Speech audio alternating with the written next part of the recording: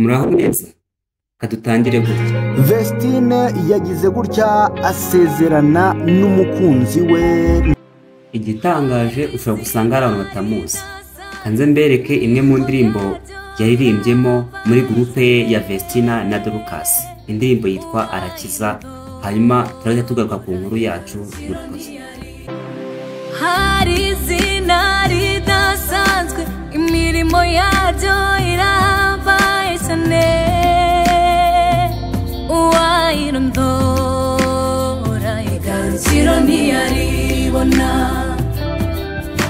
Abitwaga nabi bakamwizera, wabumbuye akanwa kawe, uvuga ijambo rifite ubukana, rihahamura abatware b'umwijima,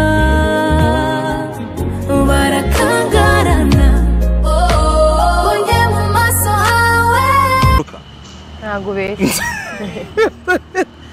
Komba za Dorcas mukandeba nuwe ni wowe Twese ngizo kuri byumvikane ko byakozwe mu buryo navuga ngo buri private hagati ya Vestine n'umugabo we, nkuko igihe.com babyanditse.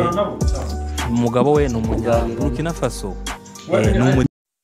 Byagizwe ibanga, ni ibintu navuga ko umureberera inyungu nta wundi ni Murindahabi Irene. Ntiyifuje ko itangazamakuru urimenya aya makuru. Hari izina ridasanzwe, imirimo yaryo irahambaye cyane, uwayirondora igarukiro ntiyaribona.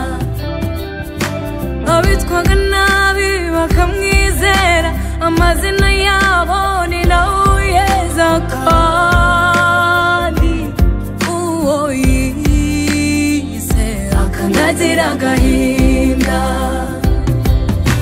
Ntajya atsindwa ntananirwa, ubuhanga n'ububasabye ni inkuru y'amahanga yose no mu bihe by'akaga. Ibijyanye rero no kuba aba bombi basezeranye ni ibintu byatangiye mu minsi yatambutse. Nyuma yaho tumenye aya makuru ko yasezeranye, hari na byinshi byagiye bisohoka bivugwa. Ubundi ibijyanye no kuba barafashe irembo, ibyo byo byarabaye, dore ko byabaye mu mpera z'umwaka wa 2024 mu matariki ya 20, ndetse nabyo bigirwa ubwiru, dore ko byabereye mu karere ka Musanze. Akaba ari nayo mpamvu nta bantu babimenye, kuko umuntu wenyine wari uzi ayo makuru navuga ko ari ubareberera inyungu nta wundi ni Irene. Ndetse uyu muhanzi yakomeje kugenda agaragara ko cyane cyane abantu bakomeje kugenda bareba n'amashusho ye, cyangwa se Arakiza n'inkovu zigashira shira shira.